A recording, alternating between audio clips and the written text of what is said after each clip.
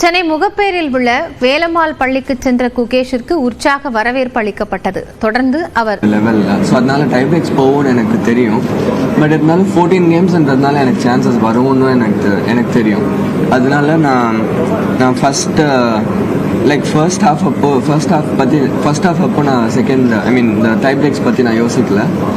But ஆனால் second ஹாஃபில் ரெண்டு கேம் இருக்கும்போது ரெண்டு மூணு கேம் இருக்கும்போது எனக்கு தெரியும் இது போக சான்ஸ் இருக்குன்னு. பட் ஆனால் tie breaks although it's rapid and blitz, இது மேட்ச்ன்ற அந்த மொமெண்டம் இருந்ததுனால இட்ஸ் அந்த டை பிரேக்ஸும் டிஃப்ரெண்ட்டாக இருக்கும். ஏன்னா மேட்ச்சில் அந்த ஹியூஜ் ஓப்பனிங் ப்ரிப்ரேஷன், அந்த ஓப்பனண்ட் அந்த கிளாசிக்கல் போர்ஷனில் யாருக்கு அந்த மொமெண்டம் இருக்குது அதெல்லாம் கூட ரொம்ப இம்பார்ட்டன்ட். ஸோ டை பிரேக்ஸ் எனக்கு நான் கிளாசிக்கல்லே ஃபினிஷ் பண்ணணும்னு எனக்கு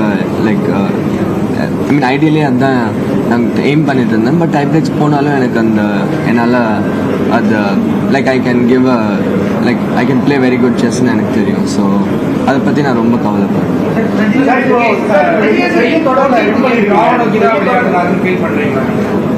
ஸ்டார்டிங்லேருந்து ட்ராவை நோக்கி தான் டீம் 14th கேம் ப்ளே பண்ணாங்க. வின்னிங் மூமெண்ட்ஸ் அவ்வளோவா இல்லை அப்படின்ற மாதிரி 30 மூவ் வரைக்கும் அது ட்ராவை நோக்கி தான் சென்றுட்டு இருந்துச்சு.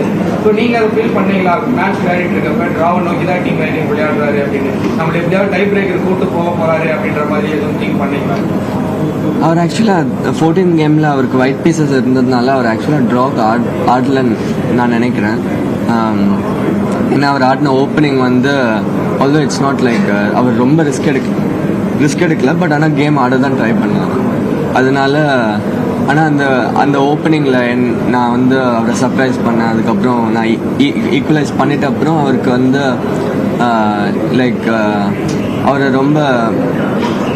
அவர் அந்த பொசிஷனை அண்டர் எஸ்டிமேட் பண்ணிட்டாருன்னு நினைக்கிறேன். ஏன்னா அவர் அந்த பாயிண்ட் சாக்ரிஃபைஸ் பண்ணிட்டு இந்த என் கேம் டிஃபெண்ட் பண்ண ட்ரை பண்ணார். பட் ஆனால் எனக்கு முன்னாடியே தெரிஞ்சது, ஆல்தோ இட்ஸ் ட்ரா, இட்ஸ் ரொம்ப கஷ்டமான டிஃபென்ஸ் அவருக்குன்னு தெரிஞ்சது. ஸோ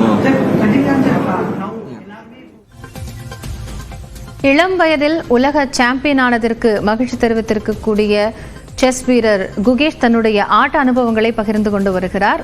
கூடுதல் தகவல்களை பின்னர் விரிவாக பார்க்கலாம்.